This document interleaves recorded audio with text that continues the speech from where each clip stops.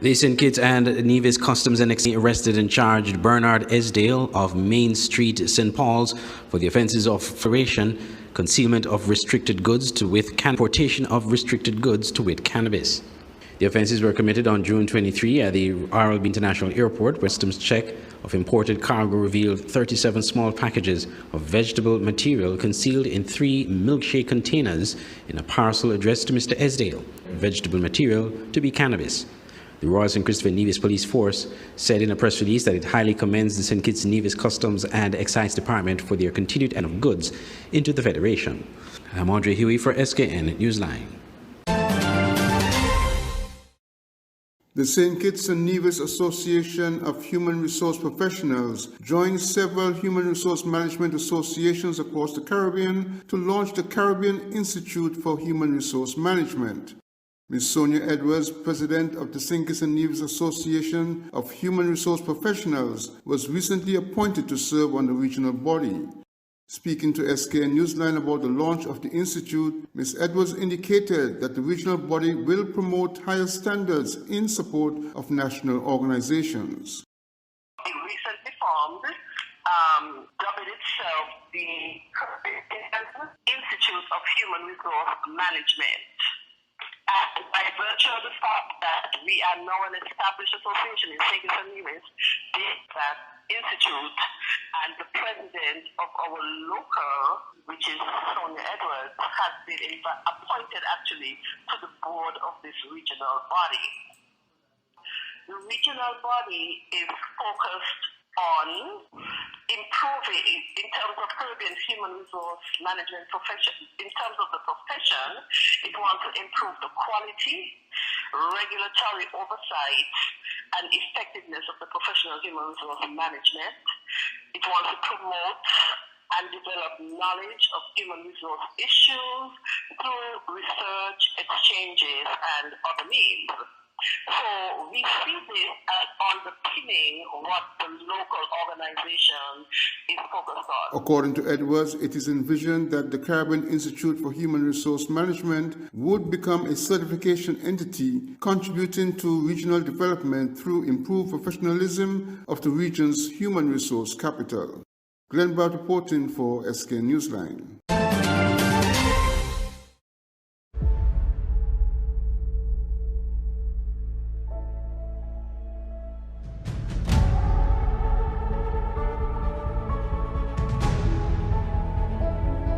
It's beautiful. He took one look at you and the angels started singing. Another wonderful day.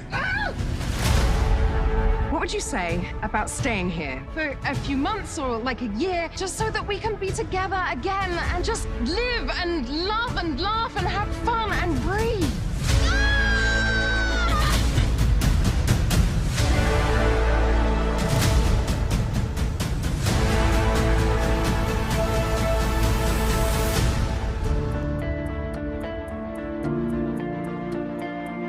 Why are you hiding out on a little Caribbean island, singing in a beach bar? When I came here, I was at peace, and I never left. This is the beating heart of Nevis. This is what grounds me, what feeds my soul. It's where I found myself. I hope your life here will be full of joy. Love this island, my son. She will give you more than you can imagine.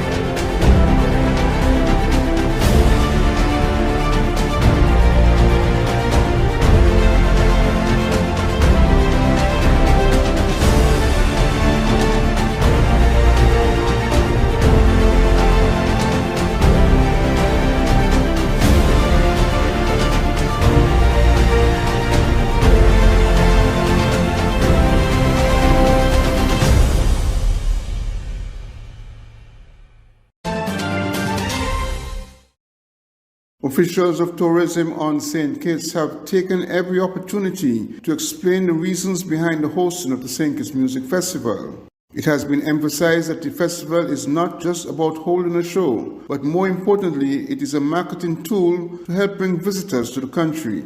The Tourism Authority brings travel professionals into the country on the occasion of the festival and allows them to immerse themselves in the offerings of the destination.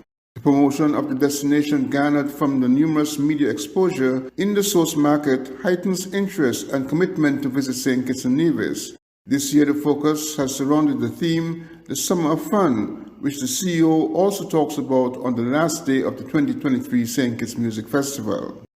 What we really see at St. Kitts is a place where you go and you immerse yourself in what the destination has to offer.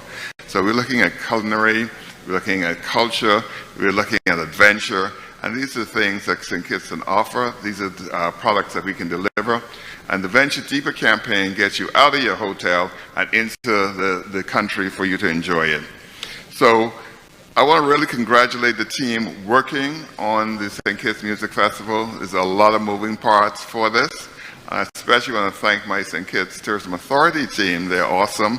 And they're not only good at their jobs, but they look good doing it as well, too. So we really like that. And so the Music Festival is the start of our Summer of Fun. So once we finish with this, then we go into the Nevis Mango Festival, the St. Kitts and Nevis Restaurant Week, Culturama in Nevis, and then we ended with CPL Cricket the end of August, early September. Tourism officials view the music festival as offering high value in return for the financial resources expended on hosting the event. Glenn Bart reporting for SKN Newsline. More than 30 individuals are participating in the Nevis Ministry of Education's Prospective Teachers Course 2023, which got underway on June 26 at the Jessops Community Center.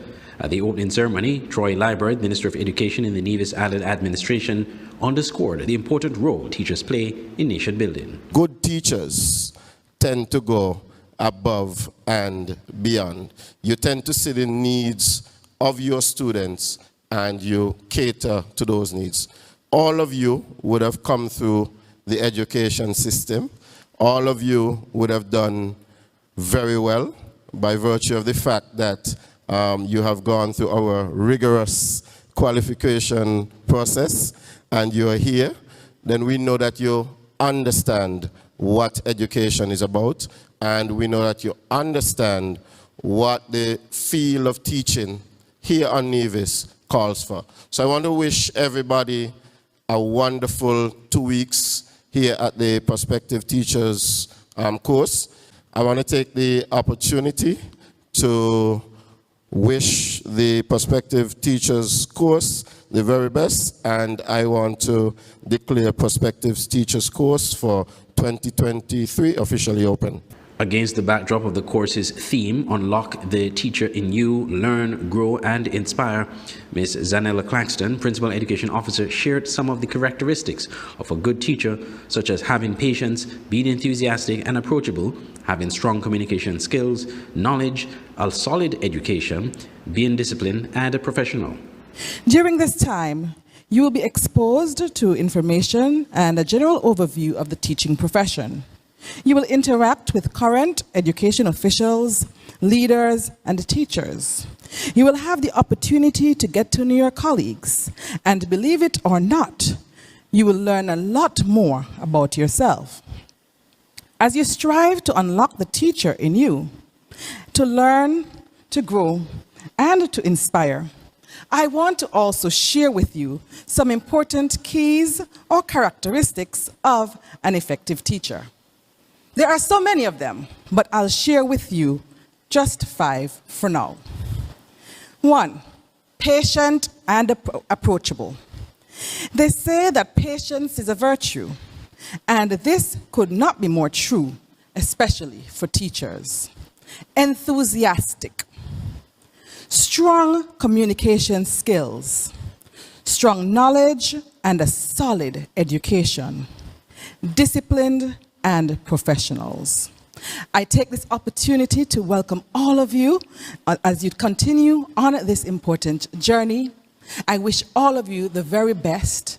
The prospective teacher's course is designed to build specific skills and methods that orient candidates to the fundamentals of the teaching profession. Over the 2-week course, the 37 participants will undergo practical teaching exercises, making vlog presentations, and receive instruction in the delivery of good teacher education and development. I'm Andre Huey for SKN Newsline.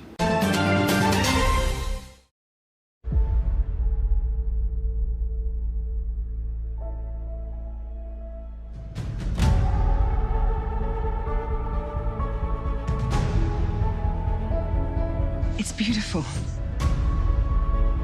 He took one look at you and the angels started singing. Another wonderful day.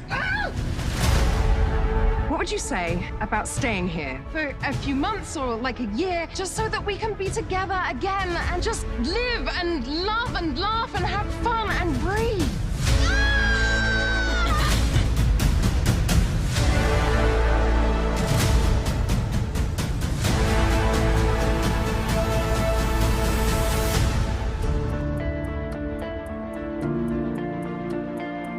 Why are you hiding out on a little Caribbean island, singing in a beach bar? When I came here, I was at peace, and I never left. This is the beating heart of Nevis. This is what grounds me, what feeds my soul. It's where I found myself. I hope your life here will be full of joy. Love this island, my son. She will give you more than you can imagine.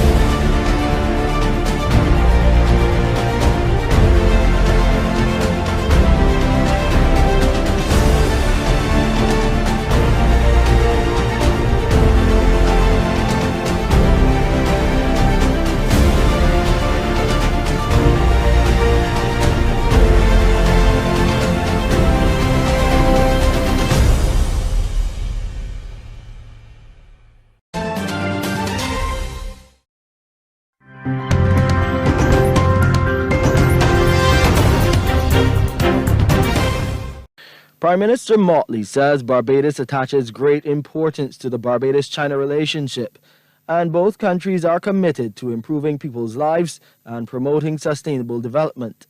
She's thanked China for sending medical teams to the island and providing support for its fight during the COVID-19 pandemic. The Prime Minister notes Barbados is willing to strengthen cooperation with China in the fields of agriculture, energy, infrastructure construction, poverty reduction, tourism, culture and education, and jointly tackle climate change and other global challenges. China's premier says his country is ready to work with Barbados to promote the joint construction of a high-quality belt and road and enhance exchanges and cooperation related to the economy, trade, culture and other fields. He says China encourages its enterprises to invest and do business in Barbados and stands ready to import more competitive products from the island. According to him, they understand the situation and special concerns of developing island countries in coping with climate change and other issues. Ending the demand for a 120% fare increase is taxi operator and president of Todd's Edgerton Newman. Newman was addressing myriad uphill battles fought by members across the country while citing the need for higher fares. We're not going to dash at 50% or 100% or 120%, and I want to stop at 120. On the commuting public, and the lewd music is still playing. The dirty dressing is still going on. The dirty vehicles, no. With fare increase, which is a must, and we want it this year, must come cleanliness within the public transport sector. However, that's not all they want, demanding a fix to many other cares, afflicting taxi and bus operators' wealth creation over the years. He concludes public transport operators could otherwise, without these health and wellness expos, swiftly become a dying breed, citing ailment besetting the unique group, such as dental, optical, and auditory problems. Taximen are working up to 18 hours a day. They're sitting in one position, and we believe that it's serious for them as operators. So we want to help them right now to understand the importance of healthcare, because without health, there can't be wealth. So we are dealing with the health, and we are also dealing with the wealth. We take with us today partners that can provide loans, insurance coverage. So it's a whole program of activities today, and it's a fourth in a series, and we are going right across the island. Newman also highlighted the need for order among the members, some of whom he concedes have helped to foster indecent behaviors on the nation's roads, mainly on the impressionable groups. The indiscipline within the sector and the lewd music in transport vehicles is a major concern, because it lends itself to other chronic problems within the sector. And you can't talk to civil society about taximan and say taximan this and them cars stay this way. We went to Portland last week Friday, and we like what we saw with the taximen. The car clean, they're wearing their uniform. We want to see it right across the length and breadth of Jamaica.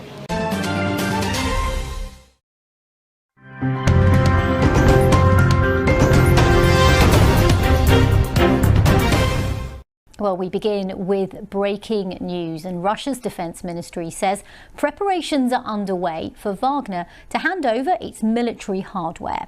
This follows Vladimir Putin's confirmation that members of the Wagner mercenary force, who he said were mostly true patriots who'd been misled into a criminal adventure, could choose to join the regular military or return to their families, or go to Belarus. At the same time, it was announced that the FSB was dropping all criminal charges against those who participated in the weekend's mutiny, who had been facing prosecution for armed insurrection. Russia's FSB said after investigation, it was established that those involved were no longer carrying out criminal acts.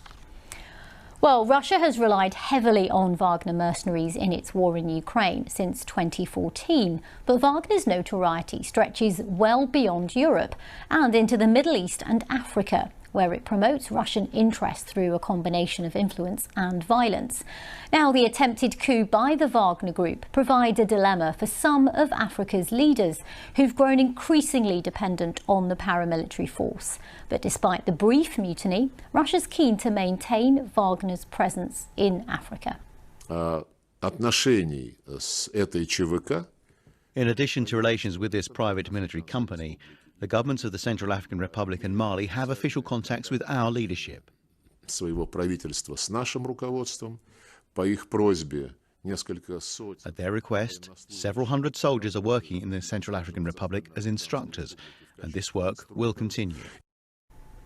Well, Beverly Ochieng of BBC Monitoring is in Nairobi, and she's been following the Wagner Group activities since they first arrived in Africa 6 years ago during civil unrest in the Central African Republic.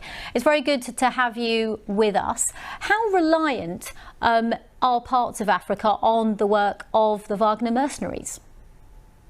Well, if you're thinking of a country like the Central African Republic, at the moment, it is heavily dependent on the Wagner Group, not just for security, but also to secure government interests, economic interests within the country. And when you look at Lavrov's statement, it's interesting that he said that the Wagner Group, or at least instructors, will be active both in the CAR and Mali. Mali only just recently deployed Wagner mercenaries. They are facing a long-running jihadist insurgency. The military junta has fallen out with various international partners and are now relying on the Wagner Group to be able to support the army to fight against the insurgents. This is a way of them also restoring their legitimacy, or stamping their legitimacy in the countries which have been ravaged by violence and political unrest over the years. But there are concerns, of course, that this mutiny, even with Lavrov's assurances, could lead to some standoffs between mercenaries in the country who are operating and those who will be registered by the MOD. So there's a bit of uncertainty and anxiety, even though in the short term, Wagner operations might not be interrupted.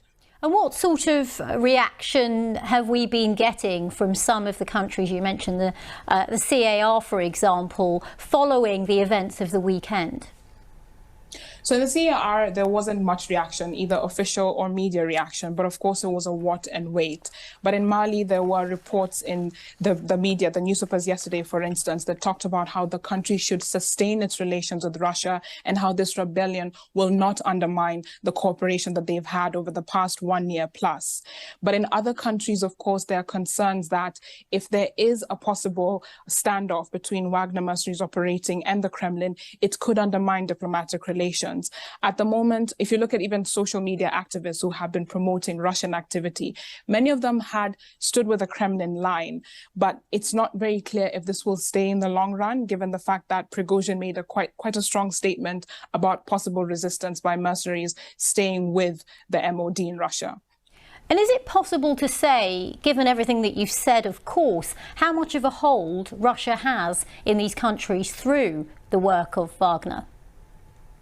Well, it feels in theory that the Wagner Group is indispensable to Russia, because if you think about since the annexation of Crimea, where Russia basically lost its global diplomatic standing, the Wagner Group began expanding operations, not just military operations, but also influence campaigns. Many of these have been conflated with Russia's growing economic, security, and diplomatic interests in the region. When you look at Wagner propaganda that is being promoted by local groups, a lot of it talks about the image of Putin or the image of Russia, irrespective of the war that's taking place in Ukraine and irrespective of how the Western nations are relating with Russia. So it is interesting to see how continued relations between the Wagner Group and Russia will enable a continuation of Russia's influence on the continent. Beverly Ochieng from BBC Monitoring, thank you very much for giving that perspective from Nairobi. The Russian government says paramilitary group Wagner will continue to operate in Mali and the Central African Republic, CAR, and the organization's rebellion in Russia will not affect relations between Moscow and its allies. Head of Russian diplomacy, Sergei Lavrov, said this Monday. The latest comes as Russia comes to terms with Wagner's halted rebellion that almost saw it march to Moscow. The Central African Republic, CAR, is one of those countries, along with Mali, whose government has formally requested a private military company. It was at a stage when the French and other Europeans abandoned the Central African Republic and Mali. They curtailed the presence of anti-terrorist contingents there, closed the military bases that were designed to reinforce the fight against terrorism. Mali and the CAR sought closer ties with Russia and military support to fight armed groups in both countries. In May last year, a UN report implicated Wagner group fighters in Mura massacre, where at least 300 civilians were killed. In the conditions when they were left face-to-face with the bandits in Bangui and Bamako, they turned to the Wagner private military company with a request to ensure the security of their authorities. In addition to relations with this private military company, the governments of the CAR and Mali have official contacts with our leadership. At their request, several hundred servicemen are working in the Central African Republic as instructors. This work will continue.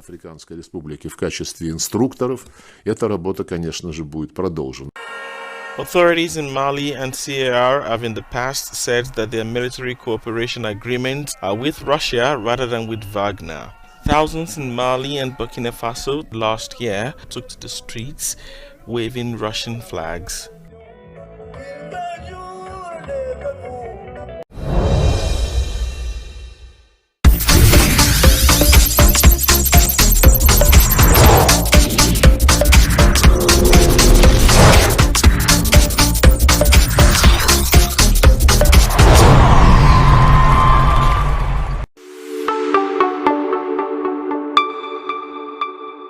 The success of the Sugar Boys creating history in qualifying for the CONCACAF Gold Cup is not by accident and is achieved in large part by the strategic plan executed by the SKNFA. So explains Second Vice President of the SKNFA Executive and head of the St. Kitts Nevis delegation at the Gold Cup, Mr. Cuthbert Keynes. Mr. Keynes praised the players and technical staff, but had high praises for SKNFA President Atiba Harris for his vision and strategic plan, which led to the success of the team. Generally, I think knowing the president who leads the delegation, being a footballer all his life basically and know what he wanted to achieve, I think the strategic plan that he would have put in place with the assistance of our technical director, Mr. Taylor, even though we have achieved this goal earlier than we expected, I think he was on point. So he really knows his vision, and so it just materialized quicker than we expected. As head of delegation, Mr. Keynes noted that a lot of work is being done to ensure the needs of the delegation are met, despite the challenges. This trip has been a challenging trip, and I think that the success that I have achieved thus far as HOD is credited to our team manager, Jamia Claxton. Jamia has been there from youth 15 under 20, and I think the skills and experience he has brought and my own managerial skills and administrative skills, we just blend ideal. And so it was easy for the transition. We have had many challenges, but we have able to weather them. We know how to massage them and work with the players. And so it has not really been a big challenge besides of the negative force outside. We just stood focused, we ignore those and just keep going and execute our plan. Since I took up this task when we traveled to Andorra, I know it wasn't been an easy challenge, but we have worked very closely. There's nothing that Jamie has done that I am not aware of, nor the executive, and so I think achieving this goal and being here is just the success that teamwork plays all. The Sugar Boys take on defending Gold Cup and newly crowned CONCACAF Nations League champions and host country USA on Wednesday at 9:30 p.m. at City Park, St. Louis.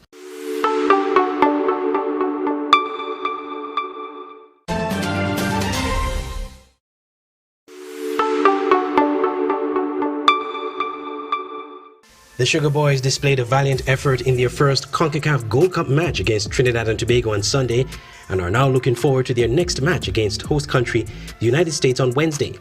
After their 3-0 loss to Trinidad and Tobago, coach Austin Dico Huggins said the players are already looking ahead to their next match while learning from the experience of Sunday's game. It was a disappointing result. We don't like it at all, but that's the nature of the game.